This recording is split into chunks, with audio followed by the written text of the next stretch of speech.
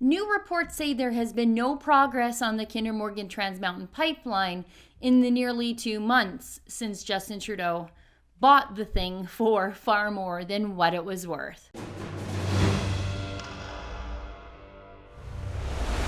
According to Kinder Morgan, there has been minimal spending from the federal government in the nearly 2 months since the federal government agreed to purchase the existing pipeline and then push forward with the construction of the Trans Mountain pipeline expansion through to Burnaby.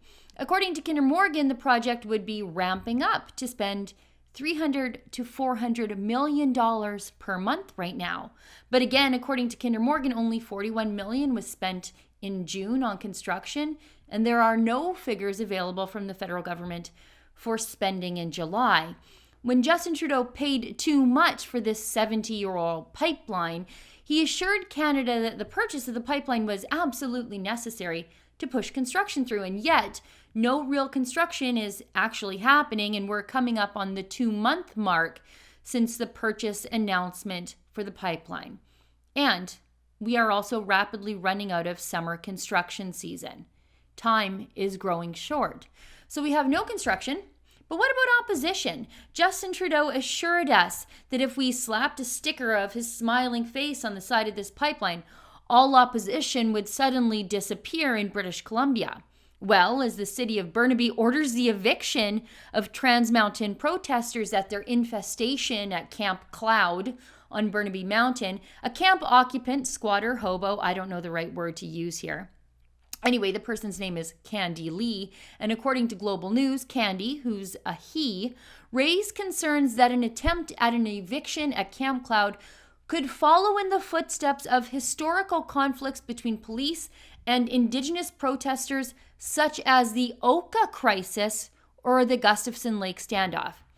If you pray, say a prayer for the Burnaby RCMP tonight, because not only have they been under attack this entire time that the protest has been going on, several cops have been hurt or even kicked in the head while dealing with the madmen and wackos at Camp Cloud. But when these people broach the subject of Oka, we need to really, really be concerned that they are a filthy, stinking, flea-bitten powder keg just waiting to go off. Some of you out there might not be old enough to remember what happened at Oka, or maybe it's just been so long ago that you have forgotten. It took place in 1990 in Oka, Quebec. The Oka crisis began as a land dispute over a golf course expansion. The local Mohawks laid claim to the land, and then their land claim was rejected by the Office of Native Land Claims. Protests by Mohawks, and then a blockade ensued after a court decision said that the golf course construction could proceed. After a summer standoff, a shot fired by a protester with an AK-47 rifle killed Police Corporal Marcel Lemay in 1990. A coroner's inquest into the shooting found that the AK-47 was held by a Mohawk warrior whose intention was to kill Corporal Lemay that day. At least 6 protesters in the woods around Oka had AK-47s that could have fired the shot, but unfortunately the coroner was unable to identify the lone shooter. And so no one was ever held responsible for the murder of Corporal Lemay, who left behind a pregnant wife. Now, that didn't end the standoff at Oka. The military had to eventually be called in to end that standoff.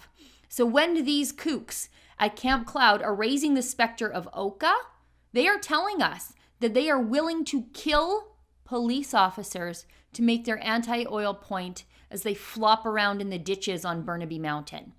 So the Camp Cloud protesters are threatening violence, maybe even murder, and no construction has been started. And where is Alberta Premier Rachel Notley in all of this? She was so eager to celebrate the purchase of Trans Mountain, even agreeing to backstop the construction and cost overruns with Alberta tax dollars, which is also crazy, by the way. But why isn't Notley calling for peace, calling for everybody to obey the rule of law, to reject violence? And why isn't Rachel Notley calling Justin Trudeau and asking him why a shovel hasn't hit the ground on his expensive pipeline project yet? For the Rebel.Media, I'm Sheila Gunn Reid. What you just saw there is the daily video that I do here at the Rebel, but did you know that I also have my own weekly full-length show? It's aptly called The Gun Show. We talk about issues facing Canadian families. But to get access to my show and the rest of our incredible premium content, you should treat yourself to a Rebel subscription today. It is worth every single penny.